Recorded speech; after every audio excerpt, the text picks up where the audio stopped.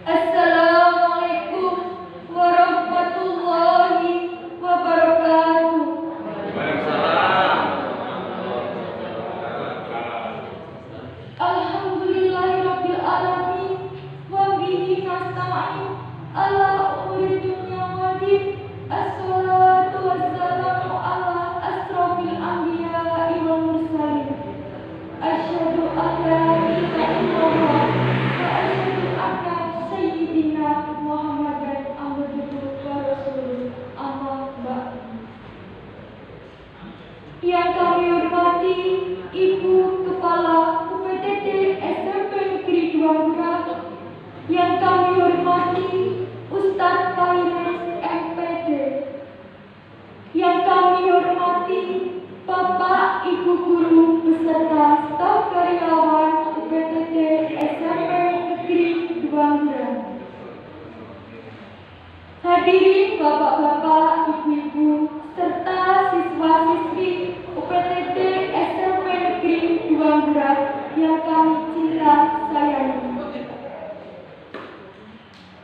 Adalah merupakan tanda syukur yang utama tatkala kita mengucapkan kalimat hamdalah.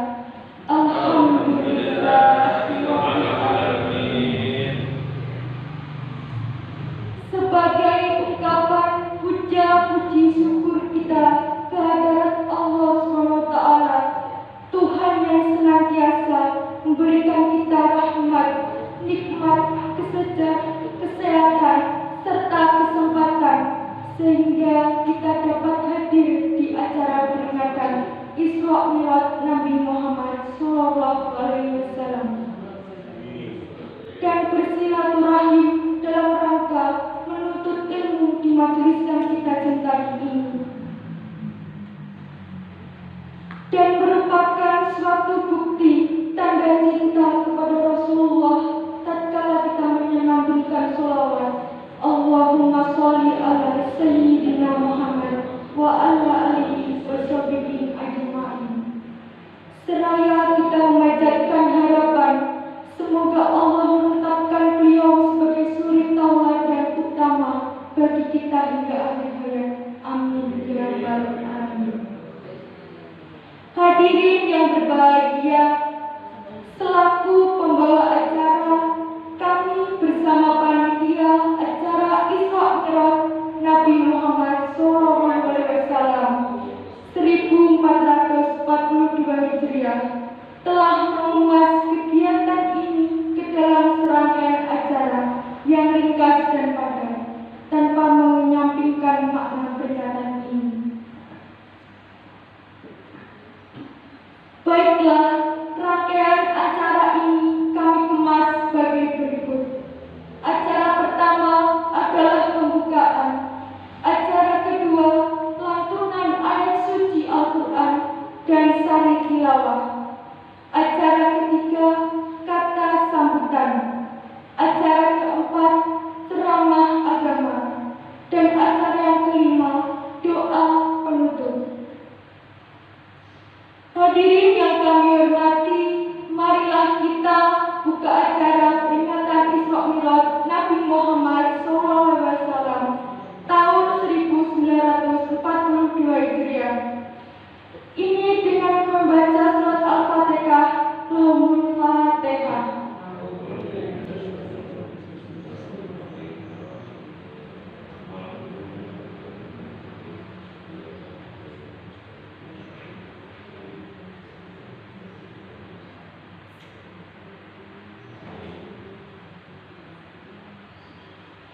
Semoga berkat pembacaan surat Al-Fatihah, kami berharap acara ini bisa berjalan dengan sebaik-baiknya, tanpa kendala yang berarti. Amin. Hadirin sekalian, sekarang kita akan berlanjut kepada rangkaian acara kedua, yaitu lantunan ayat suci dan sari tilawah, dan akan dibawakan oleh Valencia Hamilul Rosidah kelas 8C dan Silvi Widya Fatmasari kelas 8A.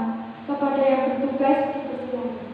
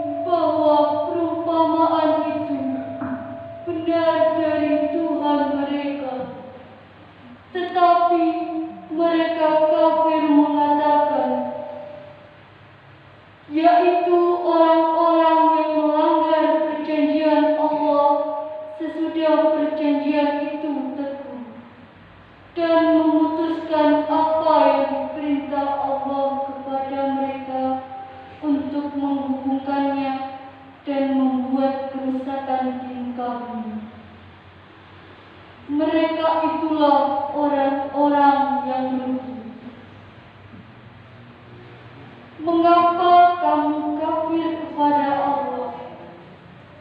Padahal kamu tadinya mati. Lalu Allah menghidupkan kamu. Kemudian kamu dimatikan dan dihidupkannya kembali. Kemudian kepadanya lah kamu dikembalikan. Dia Allah yang menjadikan segala yang ada di bumi untuk kamu, dan Dia berkehendak menciptakan langit. Lalu dijadikanlah 7 langit, dan Dia Maha mengetahui segalanya.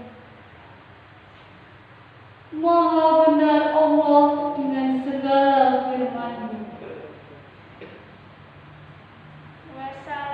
Wassalamualaikum warahmatullahi wabarakatuh.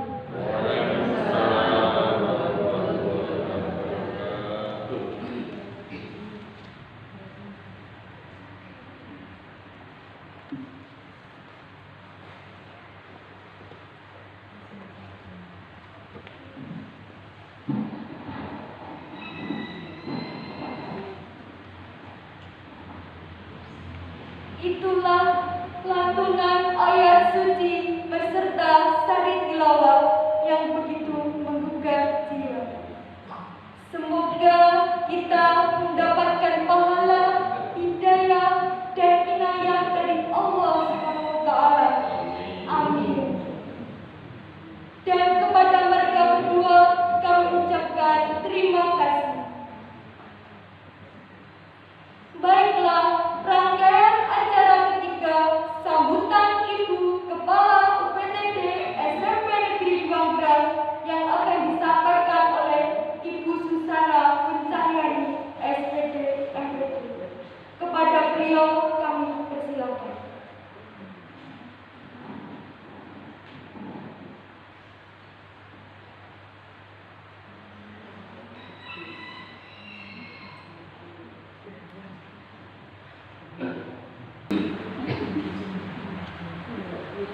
Assalamualaikum warahmatullahi wabarakatuh. Waalaikumsalam warahmatullahi wabarakatuh.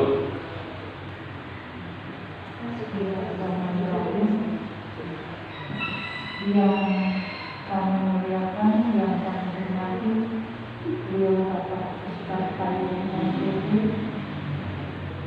yang saya hormati, yang saya banggakan, Bapak Ibu guru dan karyawan SMP Negeri 2 yang saya sayangi dan saya rindukan, anak-anakku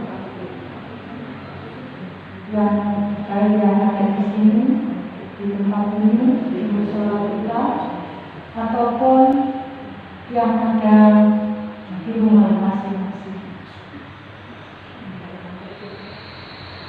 Pertama, marilah kita bersama mengajarkan rasa syukur kepada Allah Subhanahu wa Ta'ala,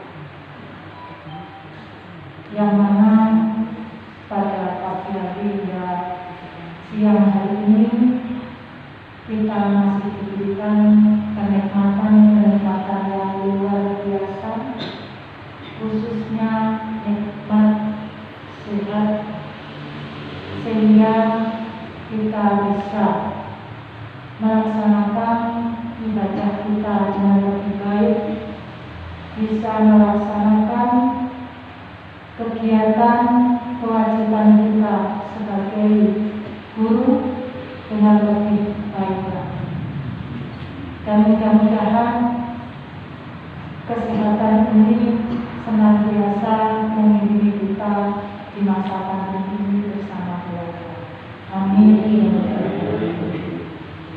Tidak lupa salawat salam marilah kita aturkan kepada junjungan kita Nabi besar Muhammad SAW.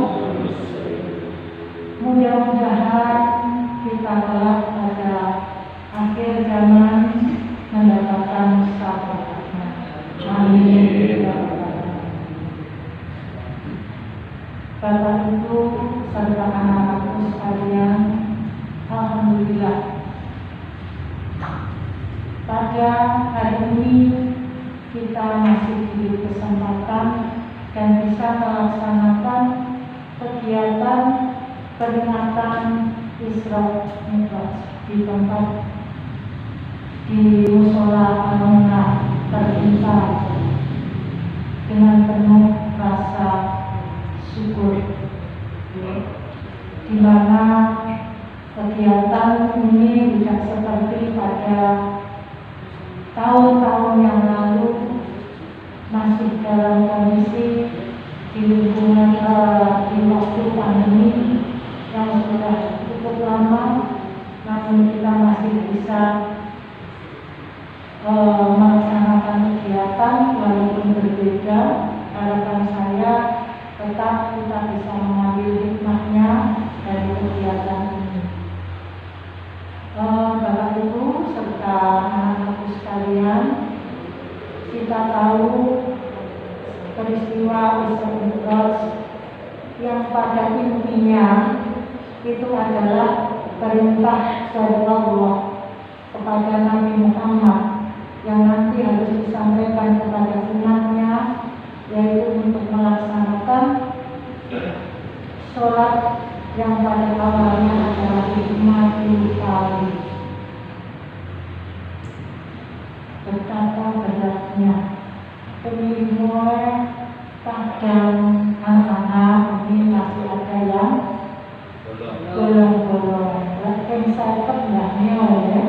Alhamdulillah Nabi Muhammad SAW meminta keringanan sampai pada akhirnya 5 kali dalam satu hari. Ini merupakan kewajiban kita. Kita pakai sebagai pembelajaran, kita ambil hikmahnya untuk kita setelah ini kita bisa meningkatkan kualitas keimanan kita kepada Allah Subhanahu wa Ta'ala dengan meningkatkan amal ibadah kita, terutama sholat kita 5 waktu. Jangan sekali-kali ditinggalkan dalam keadaan apapun, karena sholat itu adalah cerminan pada diri kita masing-masing. Siapapun yang sholatnya baik, insya Allah amal dan perbuatannya juga baik. Demikian juga sebaliknya, terutama untuk anak-anak. Dalam saat sekarang kalian masa pandemi ini belajar di rumah, banyak waktu luang di rumah, sehingga pergaulan-pergaulan juga luar biasa.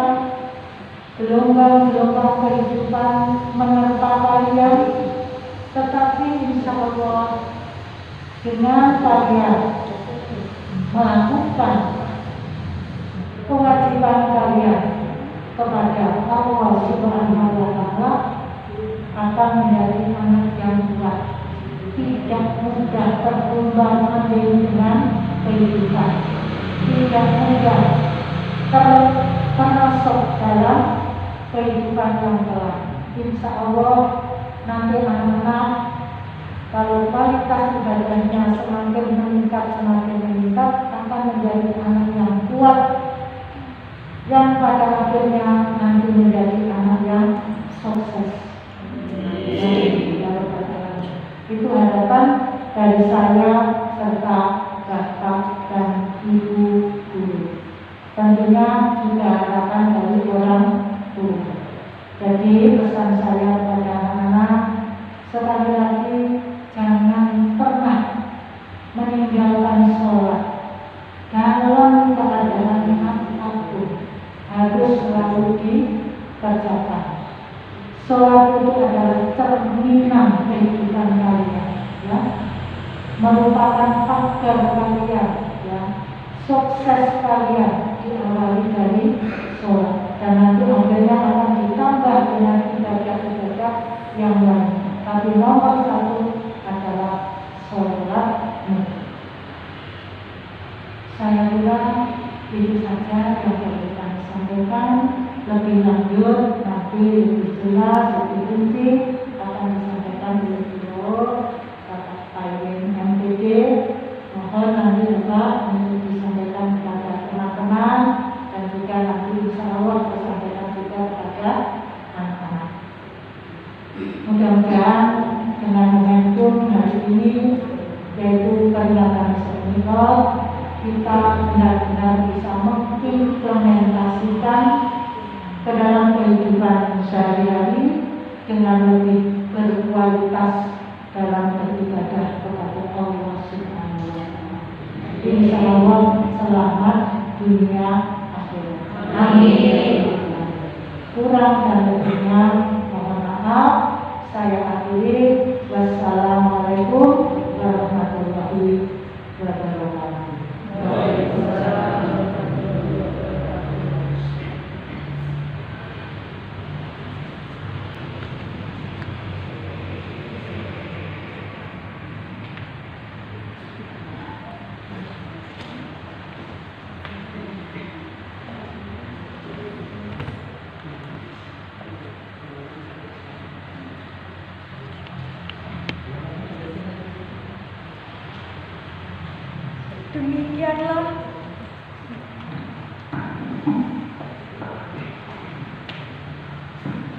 Demikianlah kata sambutan dari Ibu Kepala UPTD SMP Negeri Banggrang. Kepada beliau kami haturkan terima kasih.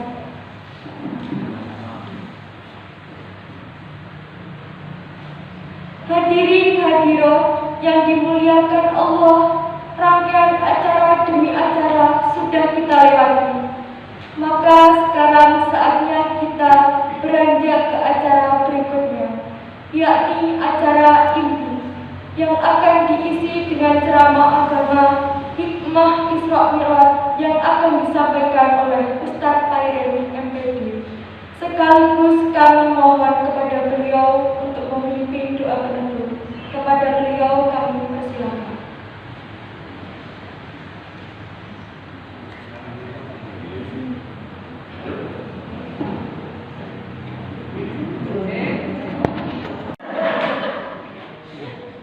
Assalamualaikum warahmatullahi wabarakatuh. Waalaikumsalam warahmatullahi wabarakatuh. Bismillahirrahmanirrahim. Alhamdulillahi rabbil alamin.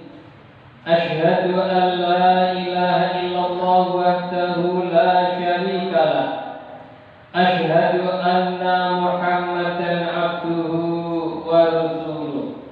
Wassalatu wassalamu ala asrafil anbiya'i wal mursalin wa ala alihi wa sahbihi ajma'in. Amma ba'du, la hawla wa la quwwata illa billahil aliyyil azim. Wa qala rabbi ishrah li sadri wa yassir li amri wahlul 'uqdatam min lisani yafqahu qawli.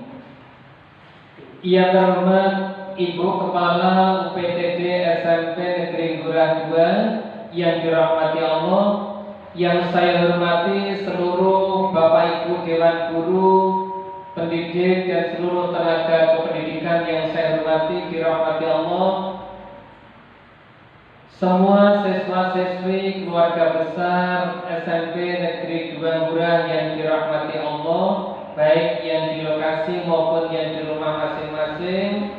Bapak Ibu, mari bersama-sama kita sampaikan syukur kepada Allah Subhanahu wa Ta'ala dengan sama-sama membaca hamdalah. Alhamdulillahirabbil alamin. Alhamdulillah karena pertolongan Allah, kemudahan yang Allah berikan, akhirnya kita ditakdirkan bisa melakukan kewajiban, melaksanakan ibadah, melaksanakan tugas dengan harapan mudah-mudahan semua aktivitas yang kita lakukan ini bernilai ibadah yang oleh Allah diterima serta mendapatkan ridho dari Allah Subhanahu wa taala.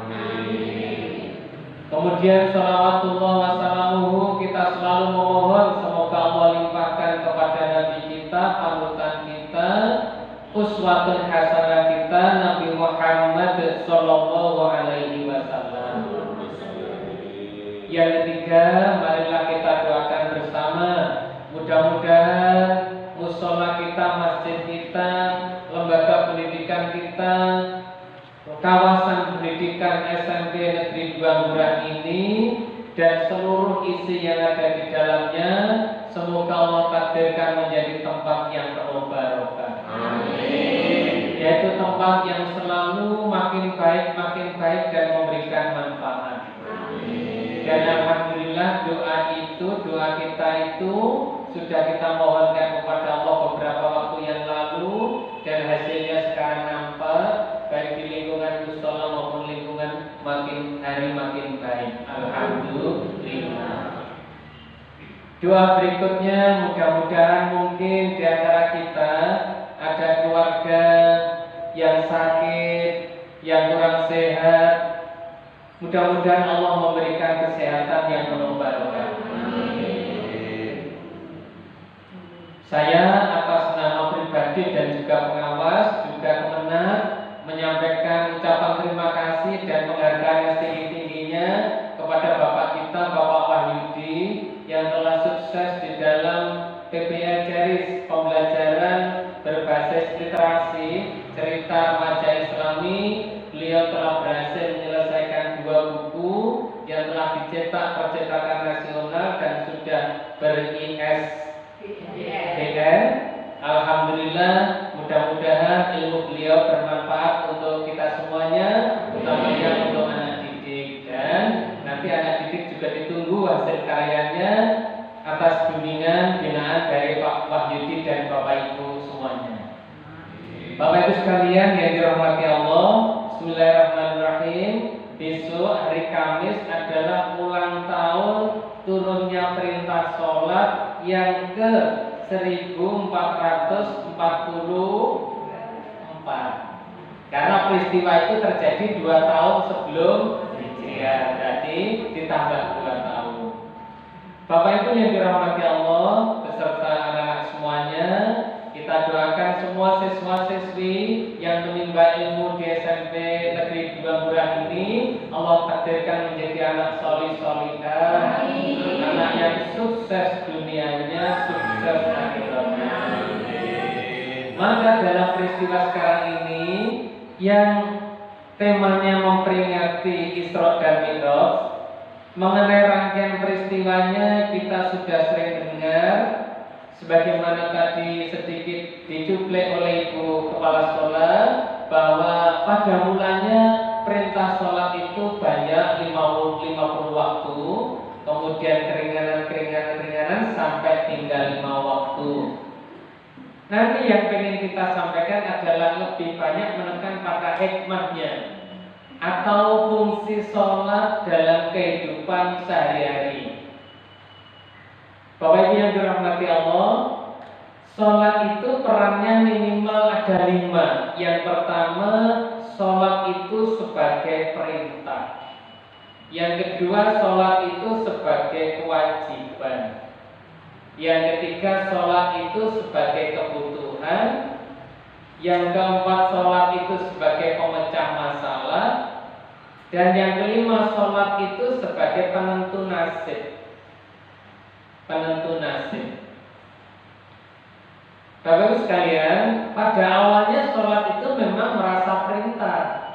Baik Allah yang memerintahkan, Rasulullah yang memerintahkan, orang tua kita, guru kita yang memerintahkan. Setelah perintah itu kita terima, kita laksanakan, kita sadar bahwa sholat itu akhirnya menjadi kewajiban. Kewajiban kita kerjakan dengan tulus ikhlas. Akhirnya kewajiban itu menjadi kebutuhan. Jadi yang memerlukan sholat itu memang jiwa kita, diri kita, hati kita, dan kehidupan kita. Bukan Allah yang memerlukan. Sehingga kalau kita sudah sholat rasanya rata-rata kalau sudah sholat merasa plong begitu. Sehingga sholatnya dipercepat bendang. Kenapa gelisah bung sholat aku? Kenapa tulis mepet bung sholat? Akhirnya sholatnya dipercepat. Assalamualaikum, assalamualaikum. Alhamdulillah.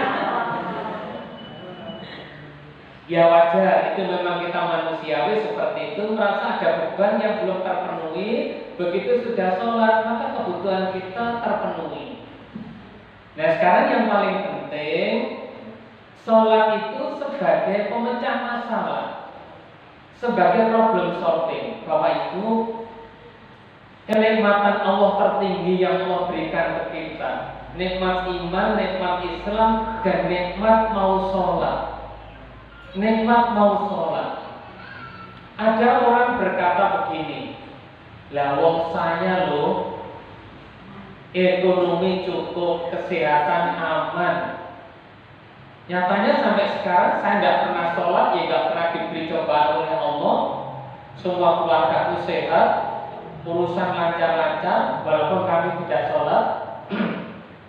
Ketahuilah bahwa musibah tertinggi, musibah terbesar bagi umat manusia adalah musibah manakala hatinya sudah diringankan oleh Allah tanpa sholat. Dengan merasa ringan tidak sholat, ketahuilah itu musibah terbesar, ujian terbesar yang tidak bisa ditebus dengan harga apapun. Maka dengan sholat itu menjadi problem solving, pemecah masalah. Dimulai dari firman Allah surat Al-Baqarah, kira-kira 153 ayatnya. Kalau tidak ketemu, cari dari awal sampai akhir, insya Allah ada. Ya. Ayatnya berbunyi, A'udzu billahi minasyaitonir rajim. Bismillahirrahmanirrahim. Ya ayyuhalladzina amanu ista'inu bis-sabri was-shalah. Innallaha ma'as sabirin. Wahai orang-orang yang beriman, jadikanlah sabar dan sholat sebagai sarana mohon pertolongan kepada Allah. Jadi lewat sabar dan sholat kita memohon pertolongan kepada Allah. Berarti orang yang sabar ialah rajin sholat. Buktinya di belakang ayat itu Allah memberi penghargaan, Innallaha, sungguh Allah itu beserta, menyertai, menolong orang-orang yang selalu sholat, selalu sabar. Bapak dan Ibu yang dirahmati Allah sekalian semuanya, bagaimana hubungannya antara sholat dan pemecah masalah? Contoh, Ananda setelah lulus SMP Negeri 2 Lura, diterima di SMA favorit lebih dari satu. Semuanya bagus, semuanya baik, diterima semua. Misal, maka jalan keluarnya untuk memilih yang tepat melalui sholat disebut sholat istikharah.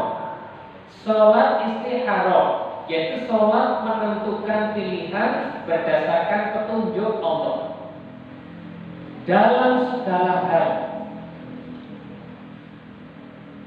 Ada lagi musim kemarau, lama tidak hujan, tanaman banyak yang mati, hewan kekurangan air, manusia kekurangan air. Maka pemecahannya ialah sholat istisqa, sholat minta hujan. Supaya cita-citanya mudah tercapai, biasa sholat namanya sholat, bisa sholat tahajud, bisa sholat hajat. Ada lagi untuk mengampuni dosa, sholat taubat. Wallahu a'lam bishawab. Pendek kata, sholat pemecah masalah. Maka kalau ada tetangga, ada teman atau sekitar kita kok masalahnya ruwet, sudah bisa dipastikan punya kasus di dalam sholat. Punya kasus dalam sholat. Misalnya ada orang berkata, Pak, saya ini suami sudah sholat, tapi permasalahan rumah tangga itu masih ruwet luar biasa. Boleh bertanya kepada istri, apakah istrinya sholatnya lengkap atau belum? Ada yang menjawab lengkap, tetapi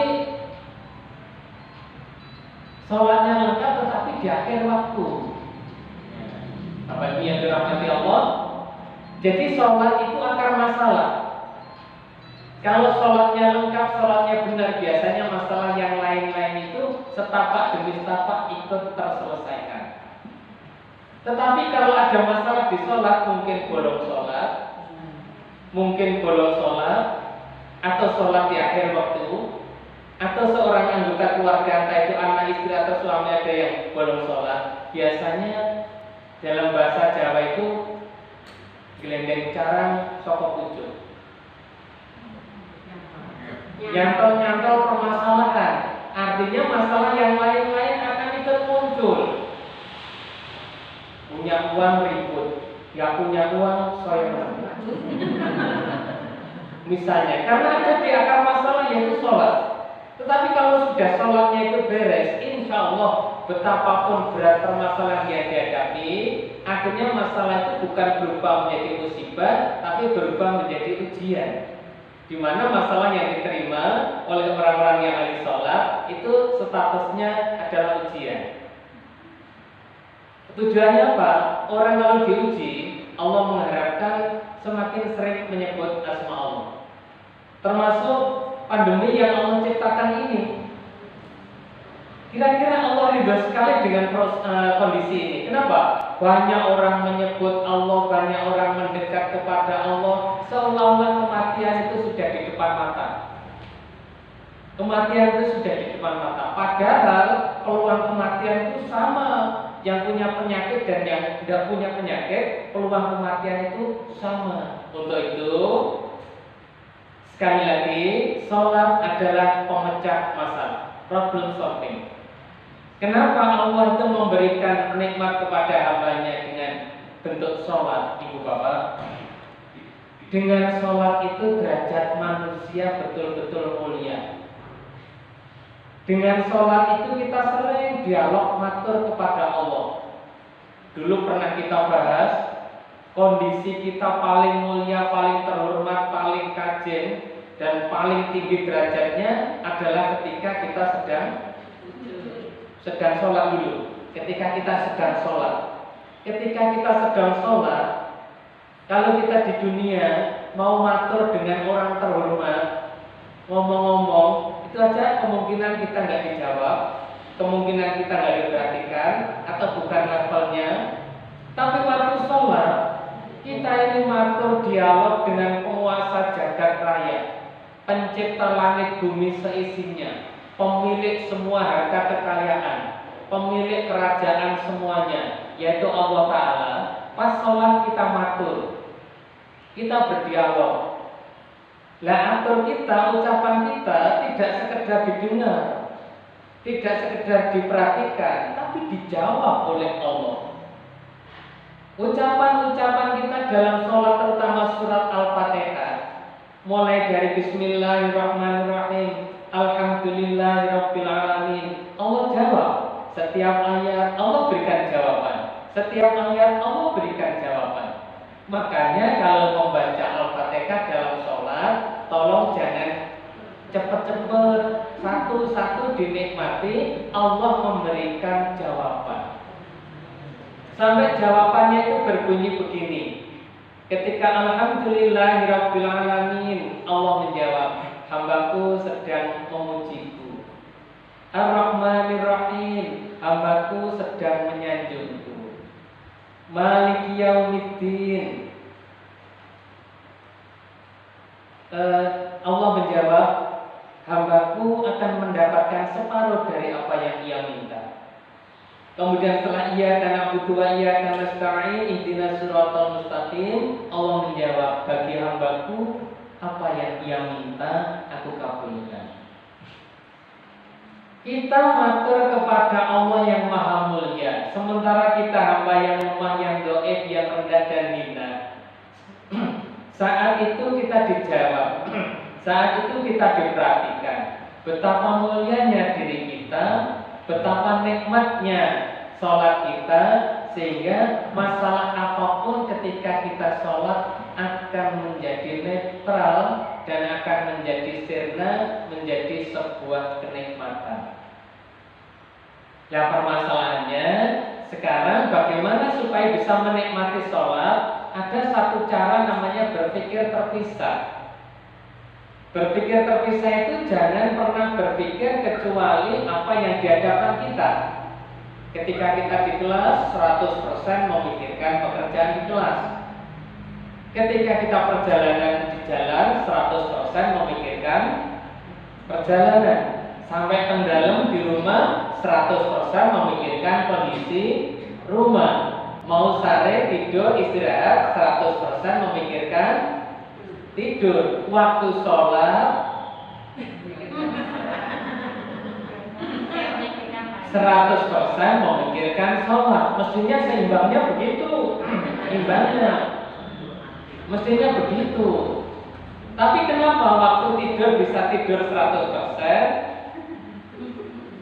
Waktu sholat kok masih tercampur pikiran yang lain? Ada beberapa sebab, bukan murni salah kita. Kita sudah berusaha Allahu Akbar sampai takbirnya di awal begitu. Tapi entah begitu di tengah-tengah Al-Fatihah kok masih ingat yang lain. Sekali lagi memang sholat pemecah masalah. Jadi jangan heran kalau dalam sholat itu muncul ide-ide baru.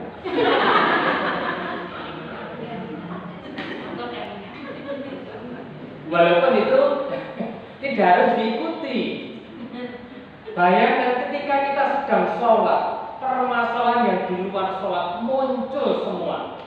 Dan itu bisa salah satunya juga ada pemecahan juga. Mencari barang yang hilang, ketemu dalam sholat. Itu termasuk gangguan. Karena apa? Memang Allah memberikan ujian kepada orang yang sholat, sebagaimana sumpahnya iblis. Iblis itu waktu diperintah oleh Allah sujud kepada Nabi Adam alaihissalam kan membantah. Karena membantah Allah marah, maka iblis ditakdirkan menjadi penghuni neraka. Karena dia sadar akan jadi penghuni neraka, dia komplain.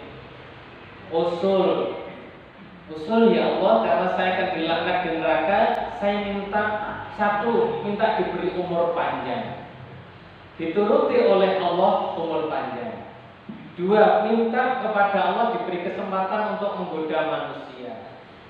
Maka iblis diberi kesempatan oleh Allah menggoda manusia bagi manusia yang mau digoda. Maka iblis karena menggoda dalam kinerjanya dibagi menjadi 5 menteri koordinator bidang kejahatan. Satu diantaranya menteri koordinator bidang pengganggu orang sholat.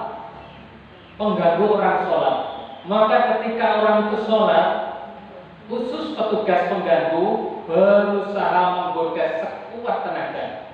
Satu diantaranya jenengan yang preso, anak-anak kecil sholat, tadinya tidak apa-apa, lo gelutnya lo pas sholat. Itu memang dibuat oleh mereka.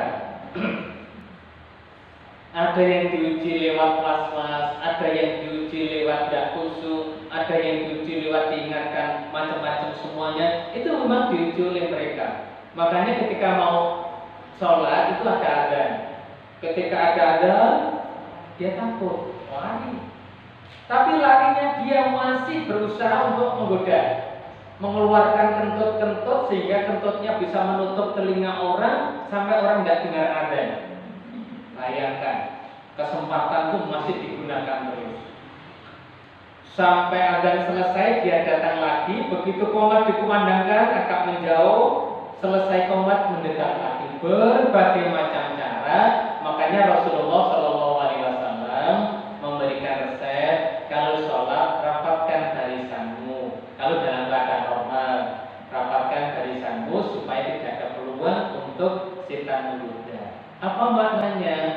Ketika sholat itu rapot, bersentuhan, orang yang kakinya bersentuhan nyenggol dengan yang lain, itu ada nilai persaudaraan. Tiang itu nek awake disenggol, nek gak tulus ikhlas mesti ngalim. Mesti ngalim. Kalau sudah bersaudara, kaki bersentuh, tangan bersentuh, di samping kananku ini adalah saudaraku. Nah, begitu keadaan pandemi, maka dalam kondisi darurat diperbolehkan sholat rendah. Tetapi kalau memang yakin ini saudaraku ini bersih dengan penuh keyakinan, mau segala sesuatu itu tergantung yakin. Baik, sholat sebagai pemecah masalah. Makanya adik-adik, untuk kunci sukses, anak-anakku untuk kunci sukses itu syaratnya hanya 4. Hanya 4. Kalau ingin sukses dunia akhirat, sukses segalanya syaratnya 4. 1. Rajin sholat. 2. Rajin ngaji Al-Quran. 3. Rajin belajar. 4. Selalu berbakti kepada ibu dan bapak. Nah, masih ingat dulu waktu pertemuan di sini? Di situ ya ada 4 item. Pokok rajin sholat. Anak yang punya kebiasaan 4 ini sudah bisa dibaca. Oh, ini nanti anak ini kelak di kemudian hari menjadi anak sukses. Sholat kunci atau pemecah segala permasalahan. Yang kedua, rajin baca Quran. Sering saya ceritakan, ada seorang anak pinternya bukan main. Pinter, nilainya bagus, lulus dengan nilai terbaik. Tapi di sekolah, di rumah punya kebiasaan, di sekolah punya kebiasaan membantah gurunya. Kalau tidak debat dengan gurunya tidak marah, karena merasa cerdas. Di rumah kalau tidak bantah ibunya tidak marah. Setelah lulus dengan nilai terbaik, mencari kerja, melamar pekerjaan dengan mengirim lamaran sebanyak 23 lamaran. Semua zong tanpa ada yang diterima. Kemudian saking sulitnya mencari pekerjaan lagi, ia menjadi tukang ojek, nyewa motor untuk ojek. Ternyata motor ojeknya itu dirampas orang.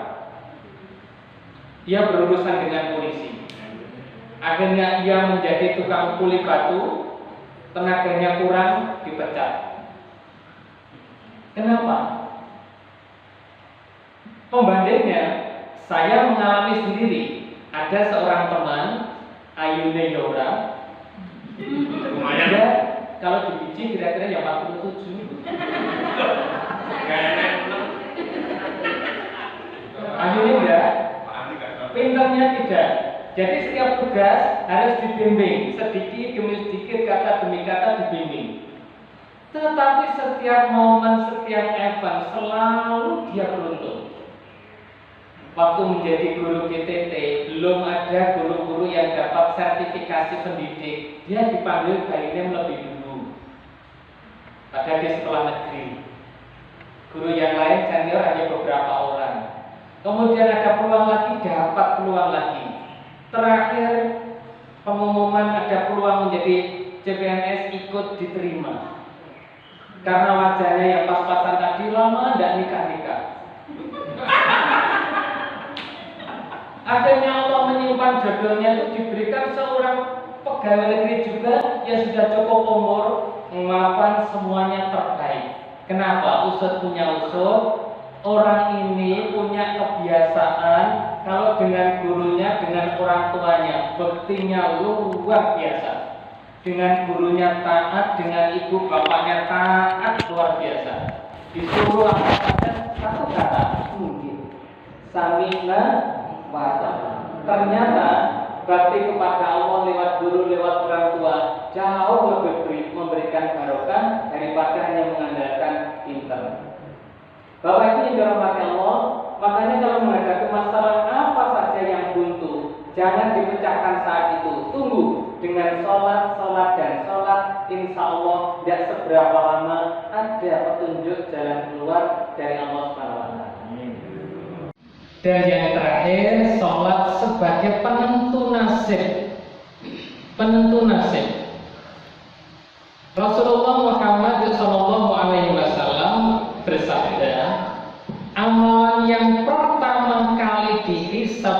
pada seorang hamba adalah sholat. Apabila dia masuk kubur dalam kondisi sholat baik, sholat diterima, sholatnya aman, maka dia akan mengalami kenikmatan, kebahagiaan, keselamatan seterusnya. Tapi manakala seorang hamba mati masuk kubur dengan membawa sholat yang bermasalah, sholat tidak diterima, atau mengabaikan sholat, atau menyepelekan sholat, maka ia akan menderita, dan makin hari penderitaan itu makin berat, karena pintu taubat sudah tertutup. Inilah sholat yang disebut penentu nasib. Maka nikmat tertinggi dari Allah adalah kita diberikan kesadaran untuk sholat.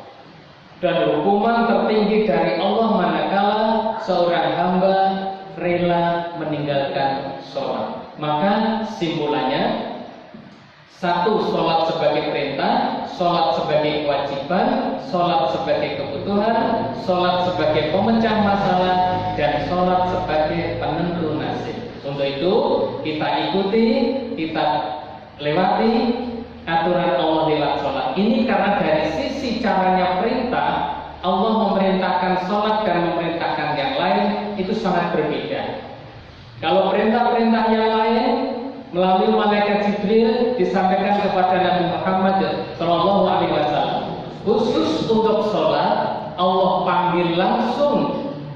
Beliau menghadap Allah mulai dari Masjidil Haram digerakkan ke Masjidil Aqsa, Masjidil Aqsa dinaikkan ke Sidratul Muntaha, Sidratul Muntaha dinaikkan lagi ke Mustawa, Mustawa dinaikkan lagi ke Baitul Ma'mur.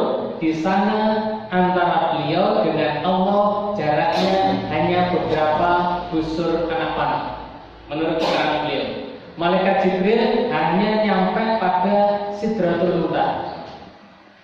Hanya seorang hamba beliau yang termulia sampai ke sana dan menerima perintah sholat 50 waktu, dan itu beliau terima. Turun sampai ke langit pertama ketemu Nabi Musa, ditanya berapa sholat yang diperintahkan, 50 waktu. Suruh matur kepada Allah, mohon keringanan. Akhirnya oleh Allah diringankan 5 waktu, turun lagi. Dikritik lagi oleh Nabi Musa sampai terakhir tinggal 5 waktu. Itu pun oleh Nabi Musa masih dipaidu. Wahai Rasulullah, walaupun 5 waktu itu nanti hambamu, umatmu masih banyak yang bolong-bolong. Kok terus Nabi Musa kok reso? Ternyata Rasulullah sudah merasa malu untuk berulang kali mohon keringanan, maka begitu 5 waktu Allah tetapkan sebagai perintah dan pahalanya sama dengan 50 waktu. Maka dengan sholat inilah kita disayang oleh Allah karena sering menyebut Allah, sering mendatangi panggilan Allah melalui sholat. Satu-satunya agama yang paling sering komunikasi dengan Allah adalah agama Islam karena minim 5 waktu, belum ditambah sholat sunnahnya, belum tahajud, sholat juga. Jadi hampir setiap waktu kita komunikasi dengan Allah. Terakhir disuruh memfaswad, sebutlah Allah sebanyak nafas keluar masuk nafas kita. Nah, dengan demikian jamaah yang dirahmati Allah, keluarga besar SMP Negeri Bahura yang dirahmati Allah, dengan menjaga sholat, insya Allah keluarga kita selamat di dunia sampai di akhirat. Sebagai ungkapan rasa syukur kita kepada Allah, marilah sama-sama memohon berdoa kepada Allah SWT supaya kita diselamatkan, dilindungi, diberkahi, yang terakhir menjadi penghuni surga. Bismillahirrahmanirrahim. Alhamdulillahirabbil alamin. Wassalatu wassalamu ala asrofil anbiya'i wal mursalin. Hamdan syakirin, hamdan na'imin, hamdan yuwafi ni'ma wa yukafi mazida. Ya Rabbana lakal hamdu kama yanbaghi li jalali wajhika wa 'azimi sultanik. Allahumma ighfir lana wa liwalidayna warhamhum kama rabbayana shighara. Rabbi hab li minas sholihin.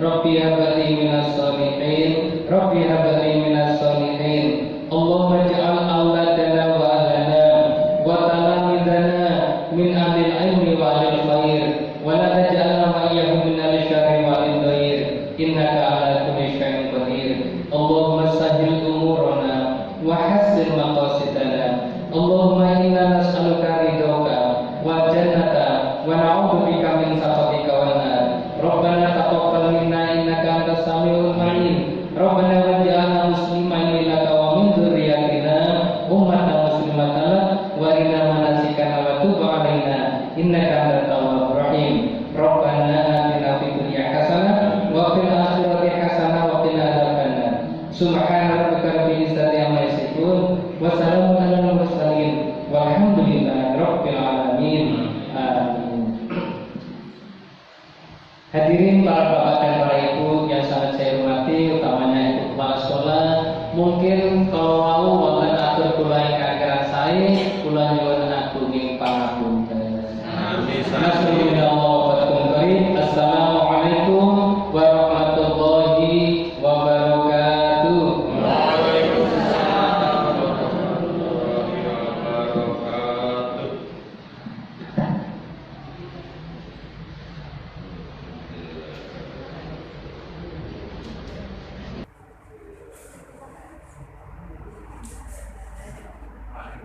Demikianlah penyampaian ceramah agama. Semoga kita bisa mengambil hikmahnya dan melaksanakannya dalam kehidupan sehari-hari, sehingga kita menjadi pribadi yang lebih baik di sisi Allah Subhanahu wa Ta'ala. Amin ya rabbal alamin. Hadirin sekalian, sebagai penutup rangkaian acara hari ini, marilah kita memohon keberkahan majelis kepada Allah dengan membaca hamdalah bersama-sama.